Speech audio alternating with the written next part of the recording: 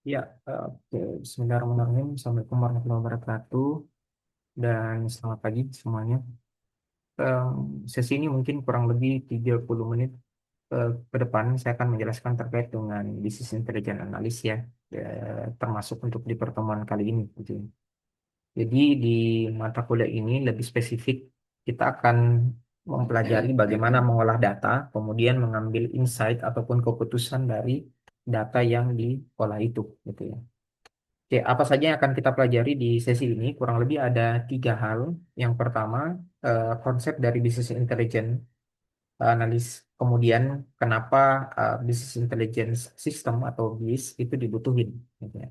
Kemudian, tools apa saja yang akan kita gunakan ketika kalian mendalami tentang bisnis intelligence analis. Ketika dianulir dalam satu sistem, maka itu kita sebut dengan BIS.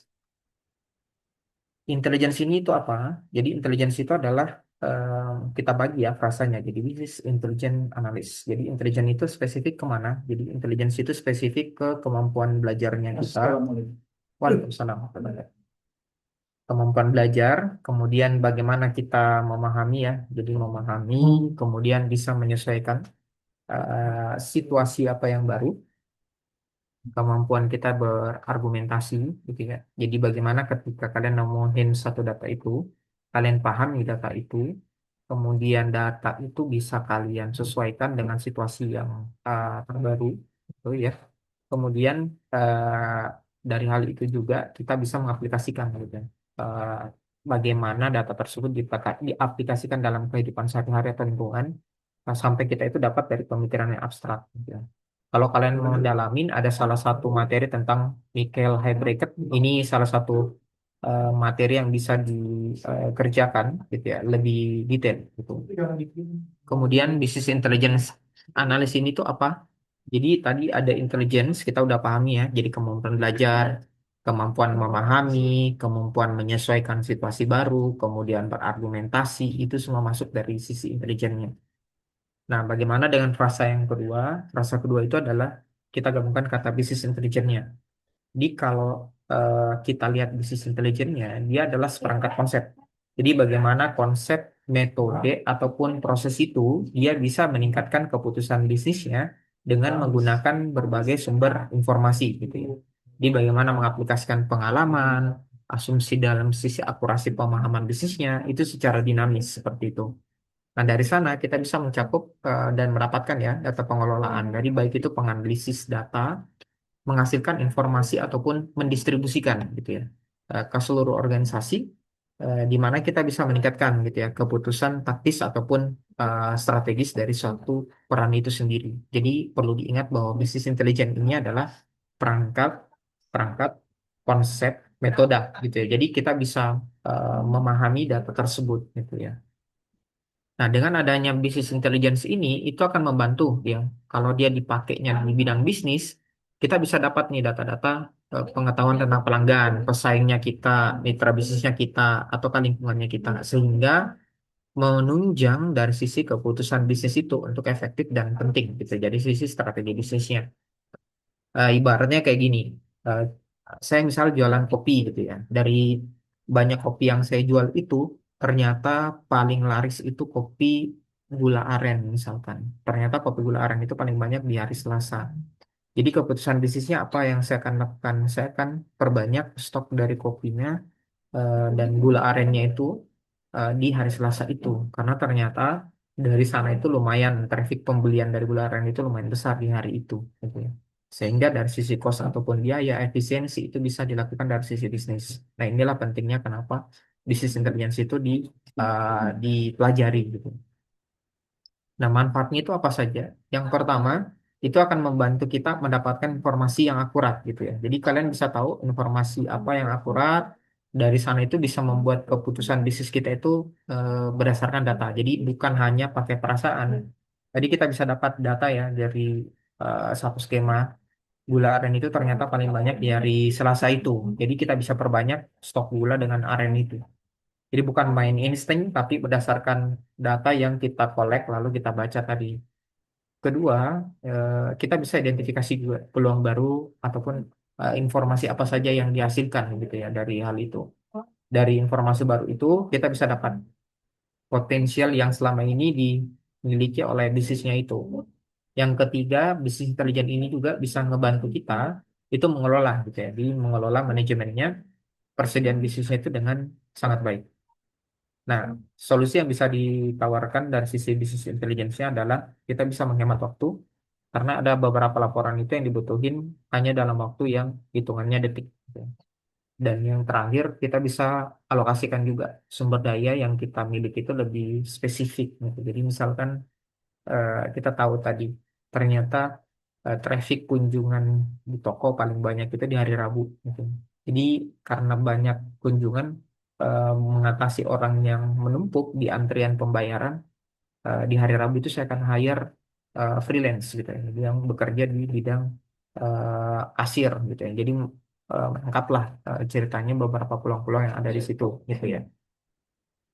Kemudian untuk dari sisi BI juga itu apa saja, dia mendapatkan payung ya dari payung kombinasi arsitektur. Jadi kalau kita belajar nanti BI, kalian nanti akan dapat satu dashboard, ada tabel AU, ada Power BI, itu nanti data-data akan kalian visualisasikan gitu. Dan itu akan kita bahas detail di pertemuan lanjutannya. Nah, di konten BI ini bebas ekspresi, kalian bisa mengolah data, lalu dari situ itu kita bisa interpretasikan. Namun tidak selamanya bahwa interpretasi itu hanya bersumber dari satu data dan kita mengambil keputusan dari satu data itu. Jawabannya tidak. Kita bisa dapat keputusan dari data itu, kemudian dari satu data itu yang kita olah, kita bisa dapat informatifnya itu lebih bagus. Yang perlu diingat juga adalah tujuan utama dari BI itu adalah memungkinkan gitu ya. Jadi bagaimana kita memungkinkan akses data, bagaimana kalian bisa mengolah model data itu. Ibaratnya buat manajer bisnis atau pemilik bisnis itu bisa melakukan analisis. Jadi dari tadi hasil penjualan A paling banyak, kemudian hektik ataupun banyaknya pengunjung itu di hari Rabu misalkan. Saya sudah dapat kesimpulan, saya perbanyak stok misalkan, saya nambah orang misalkan, itu berdasarkan data yang kita dapat sebelumnya. Dan itu diolah. Nah, BI, dia akan mentransformasikan data itu menjadi sebuah informasi gitu ya. Jadi perlu diingat, ada informasi dan ada pengetahuan, sehingga memudahkan kita itu mengambilkan keputusan. Tidak ada keputusan dan tindakan, sehingga pada saat dia dianalisis itu lebih memudahkan sebenarnya. Nah, untuk di bisnis intelijen analis atau BIS, eh, sistem informasi yang diatur itu membantu mulai dari level organisasi paling bawah sampai level atas. Tapi umumnya dibutuhin sama orang-orang di bidang operasional, taktikal, dan yang terakhir itu adalah strategik di level. Jadi macam manajer, macam direktur misalkan, owner dan yang lain itu akan dapat insight melalui data yang diolah tadi. Nah, BIS atau sistem informasi ini dia akan ngatur ya, merubah data baik itu informasi ataupun knowledge yang kita dapatkan, knowledge-nya itu secara selektif. Jadi gimana kalian mendesain intelligence-nya sehingga dapat tujuan bisnisnya. Ini bisa kalian dapat di bukunya TRF di tahun 2001. BI juga atau Business Intelligence System itu umumnya digunakan oleh aplikasi ataupun peralatan IT yang mendukungnya dari sisi fungsi intelijen bisnisnya ataupun di organisasinya. Kebutuhannya itu menjawab di sisi competitive intelligence. Jadi bagaimana memfokuskan lingkup kompetisi dari sisi eksternalnya. Jadi BI ini sangat bermanfaat selain mendapatkan informasi tadi, pengolahan data tadi, kita bisa fokus gitu ya. Apa aja kompetisi eksternal yang ada di luar yang bisa kita temukan menjadi nilai tambah atau nilai lebihnya dari bisnis kita misalkan. Nah, kalau ditanya sejarahnya BI itu gimana? Nah, istilah bisnis intelijen atau BI itu eh, pertama kali diumumkan oleh salah satu perusahaan namanya Gartner Group. Kalian bisa googling juga informasinya. Kurang lebih itu tahun 90-an. Di konsep BI itu sebenarnya udah cukup lama. 90-an itu dilengkapin lah sama si Gartner Group. Tapi konsep early early adapternya ataupun adaptasi pertama itu di tahun 1970 itu pelaporan dari NIST. Jadi dia mau bikin satu laporan statistik ataupun periodik gitu. Tapi dalam bentuk visual. Kemudian tahun 80 ada ACE system gitu ya. Executive Information System atau di Indonesia kita kenal dengan sistem informasi eksekutif. Isinya itu dalam bentuk dashboard, ada beberapa nilai dari divisinya misalkan. Kemudian model operasionalnya misalkan, itu akan membantu gitu. Nah, baru tahun 90-an Gartner Group itu udah bikin lebih detailing tentang istilah BI, tapi dari konsep OLAP. OLAP ini nanti kita lihat ya di pertemuan selanjutnya.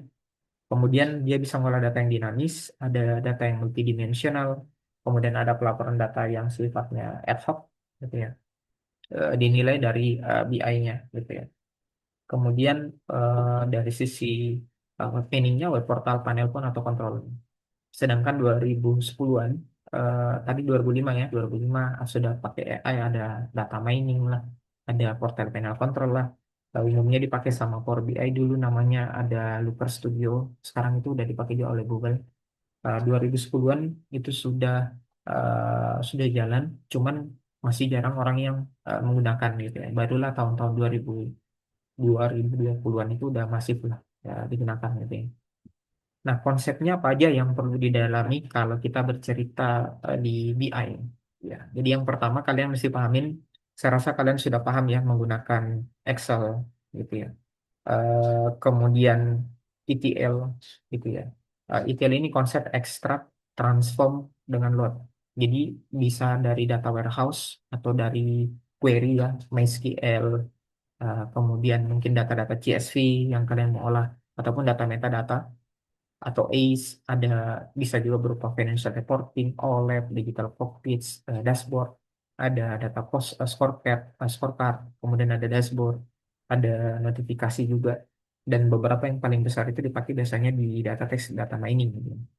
Ada predictive analytics, lalu dari sana juga orang sering gunakan di broadcasting tools. Sampai ada landing page juga itu dipakai. Nah, ini evolusi penggunaan dari uh, kemampuan BI. Nah, untuk ini kompetensinya ya, jadi tahu tadi Excel, jadi minimal udah tahu Excel itu udah bisa disebut sederhana lah dari sisi BI. Nah, untuk arsitekturnya itu apa aja? Jadi BI itu dia punya 4 komponen, ini perlu diingat ya. Jadi ada 4 komponen. Yang pertama itu data warehouse, jadi bagaimana sumber datanya itu yang ada, kemudian collect dan diolah gitu. Kemudian yang kedua adalah analisisnya. Kita kumpulin datanya, apakah kita normalisasi gitu, manipulasi, gali, analisis, sampai data warehouse itu yang diolah itu betul-betul sesuai dengan kebutuhannya kita. Terus yang ketiga itu di manajemen kinerja bisnisnya atau BPN. Kerjanya adalah memantau sampai dengan menganalisis kinerja dari arsitektur BI ini.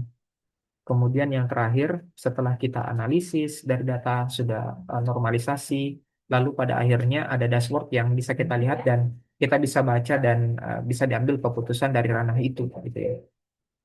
Nah, gimana dengan arsitekturnya, teknologi bisnisnya? Jadi kalau tadi kita bagi itu 4 tadi ya, itu bisa lihat seperti ini. Jadi ada data source-nya yang masuk, kemudian masuk di data warehouse environment-nya, itu diolah. Nah, di sini tuh mulai ada technical staff gitu ya. Jadi dia yang mengorganisir, mensummarize, menstandarisasi data yang masuk, dan eh, anomali-anomali itu bisa dihilangkan gitu ya. Contoh kayak ada orang yang input berat badan gitu ya. Berat badannya dia isi 165 gitu ya. Ternyata pas dicek 165 itu kan agak sulit diterima logika gitu ya. Ada orang yang beratnya 165 kilogram gitu ya. Ternyata pas dicek tinggi badan ngisinya itu 70. Nah, ternyata 70 itu adalah berat badannya, sedangkan 165 itu adalah tinggi badannya. Nah, itu datanya ketukar tuh. Yang itu yang kita maksud tadi. Jadi ada yang menstandarisasi dengan summarize-nya. Lalu data itu masuk ke data warehouse, lalu diolah oleh business users-nya, disesuaikan kembali dengan kebutuhan. Nah, itu adalah ranahnya business analytic environment. Lalu dari sana, manajer itu akan menarik data sesuai tidak dengan kebutuhannya. Nah, untuk interaksinya, bagaimana membaca data, nah itu butuh namanya user interfacing di bagian bawah. Nah, user interface itu bisa kita akses apakah lewat browser, Google Chrome, apakah pakai Firefox, apakah dashboard yang dibuat pakai Power BI ataupun Table AO. Itu adalah beberapa arsitektur yang kepake di BI-nya. Gitu. Nah, untuk komponen dari sisi arsitektur BI tadi, kita lihat ya, ada data warehouse. Data warehouse ini ibaratnya kayak ada gudang data historis yang kalian bisa organisir, taruh data itu dengan baik di sana. Kemudian yang kedua itu ada analisis bisnisnya, ada alat yang kalian bisa transformasi tadi data itu menjadi sebuah data informasi yang dibutuhin. Kemudian ada BPM, Business Process Management ataupun manajemen kinerja bisnisnya. Nah, ini mengatur ya bagaimana kita memantau, mengukur, membandingkan antara indikator kinerja kuncinya itu sesuai dengan BPM-nya tadi. Kemudian yang terakhir ada user interface-nya. Jadi di dalam situ ada dashboard yang memungkinkan kita itu akses dan bisa manipulasi gitu ya data komponen yang lain. Kita coba lihat beberapa contoh implementasi BI ya di beberapa perusahaan.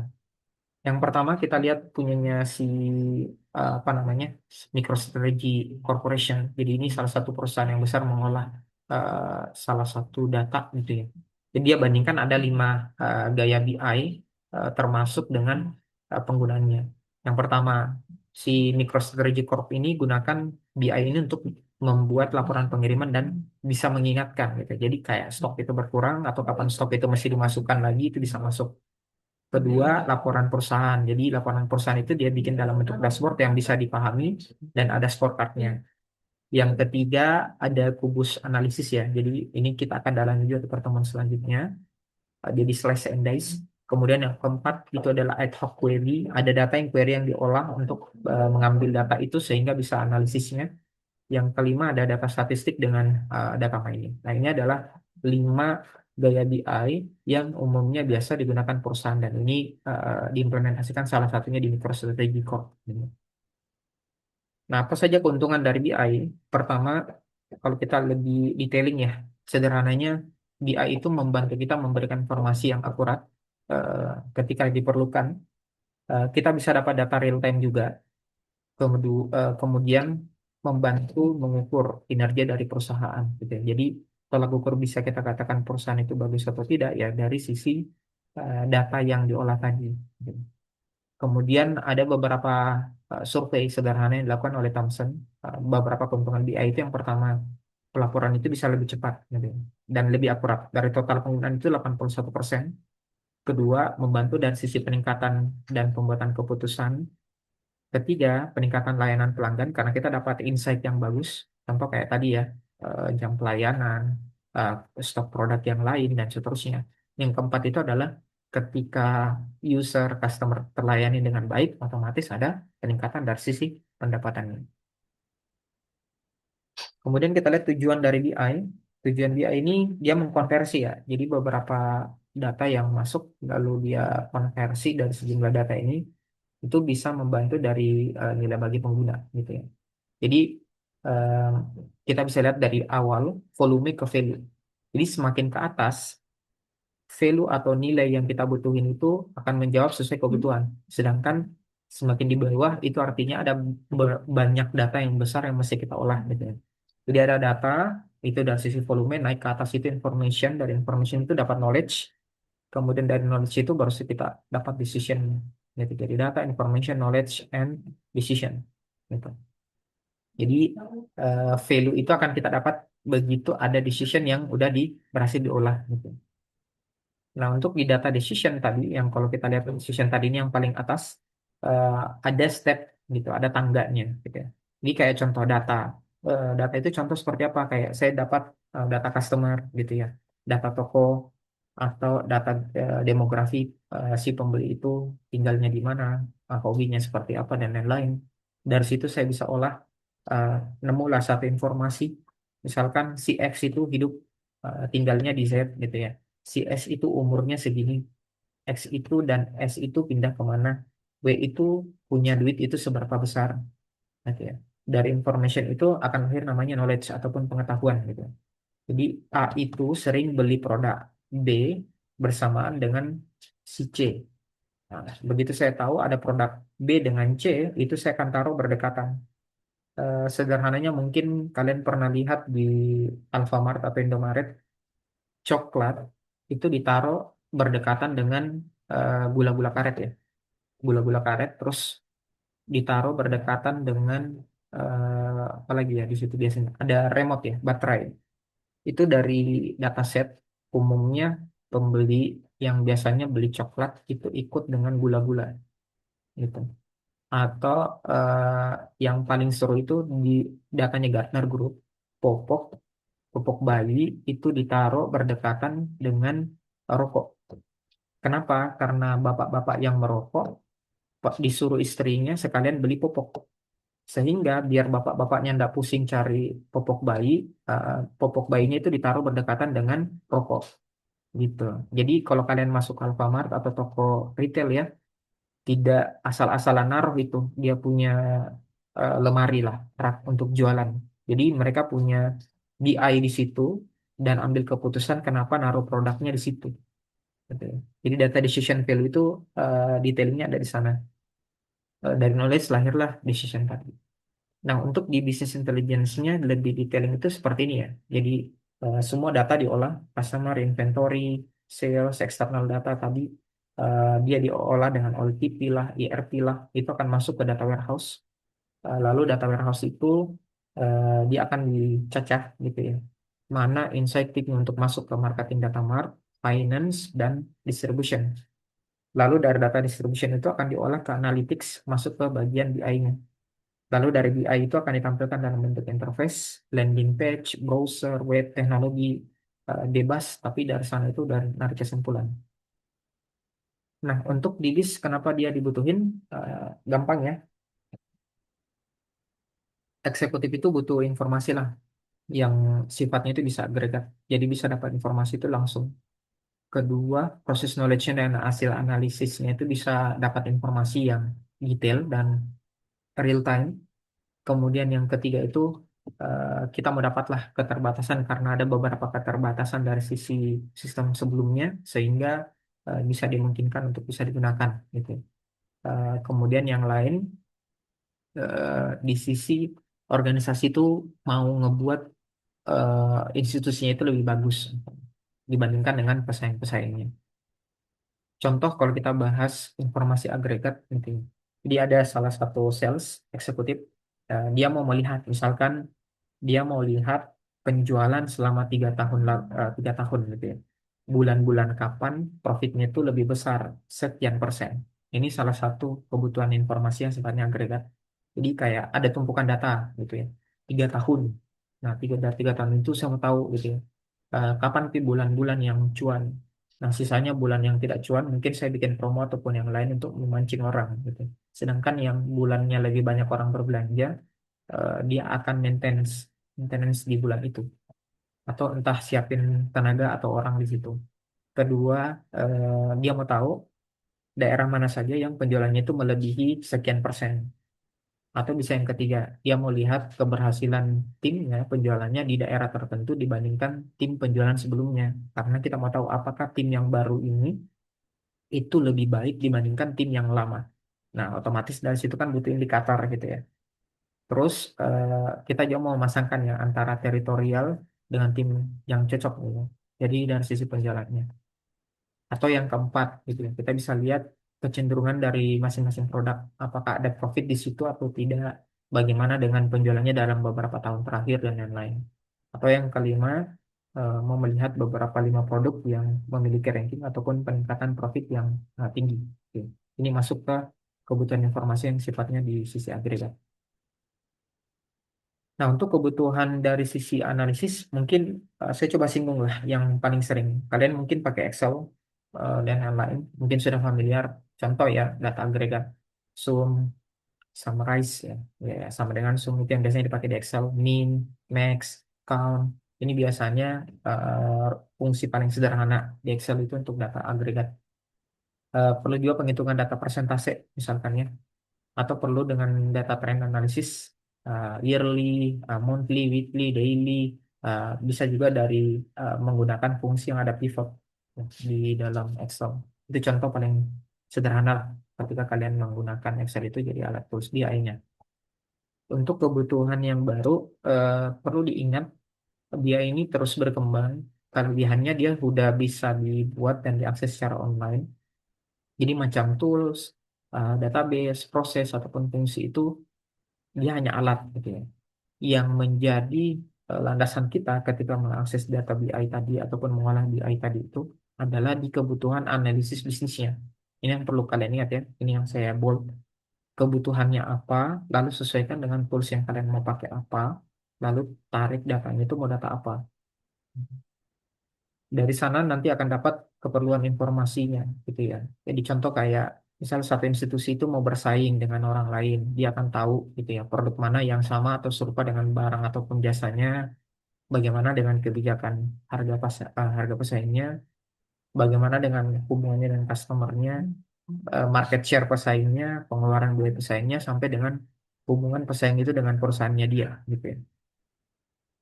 Yang lain itu adalah dia bisa lebih kompetitif, otomatis harus punya data pelanggan datasetnya gitu.